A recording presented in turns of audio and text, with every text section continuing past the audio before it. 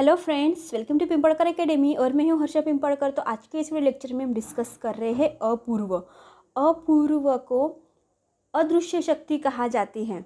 अदृश्य शक्ति यानी जैसे कि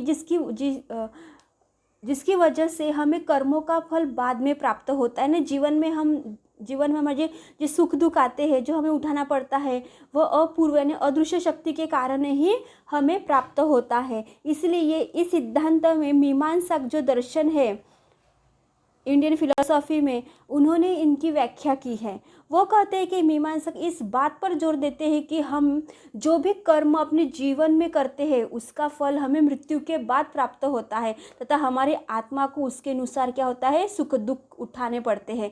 और इसीलिए ये मीमांसा में जो अपूर्व सिद्धांत की बात की है उसी को उन्होंने क्या कहा है, अदृश्य शक्ति की बात वो करते हैं। तो चलिए देखते हैं अपूर्व सिद्धांत में किन किन दार्शनिकों का महत्वपूर्ण ये सिद्धांत है। तो इसमें सर्वप्रथम आते हैं अपूर्व सिद्धांत में मीमांसक दर्शन।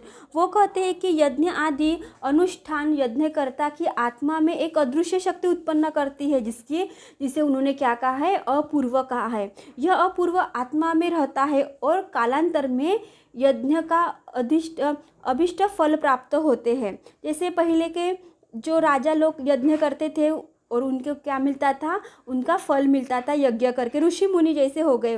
और फिर बाद में आते हैं अपूर्व को जैन दर्शन में महत्वपूर्ण मानते हैं।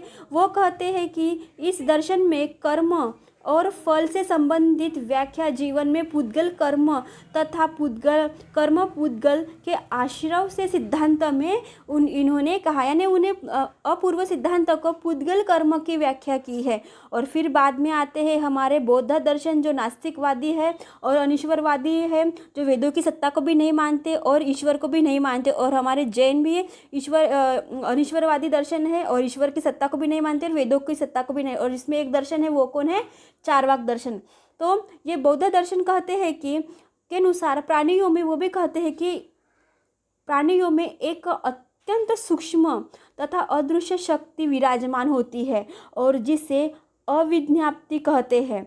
यही उनके द्वारा किए गए शुभ अशुभ कर्मों का तदनुसार उनको क्या मिलता है, फल मिलता है। यानी हम जीवन में जो भी कर्म करते हैं, अच्छे कर्म करेंगे तो अच्छा फल मिलेगा, बुरे कर्म करेंगे तो बुरा कर्म फल मिलने वाला है। उसी को ही उन्होंने क्या कहा है, शुभ अशुभ कर्म का तदनुसार फल उत्पन्न मिलता है। और इस वीडियो लेक्चर में हमने अपूर्व की व्याख्या दी है, जिसे कहा जाता है अदृश्य शक्ति। तो इसमें महत्वपूर्ण कौन है, मीमांसक है, जिन्होंने सर्वप्रथम दी थी कि वो कहते हैं कि यज्ञ और अनुष्ठान यज्ञकर्ता की आत्मा में एक अदृश्य शक्ति प्राप्त होती है। और दूसरा वो जैन दर्शन है। जैन दर्शन कहते हैं कि कर्म और फल के संबंध की व्याख्या जीवन में पुद्गल कर्म तथा कर्म पुद्गल के आश्रय सिद्धांत से उन्होंने ली है। और तीसरा दार्शनिक है, वो है बौद्ध दर्शन। उनके अनुसार वह कहते हैं कि प्राणियों में जो भी प्राणी मात्रा है इस सृष्टि में, उनमें क्या रहता है, सूक्ष्म और एवं अदृश्य शक्ति कार्यरत होती है और जिससे क्या कहा गया है,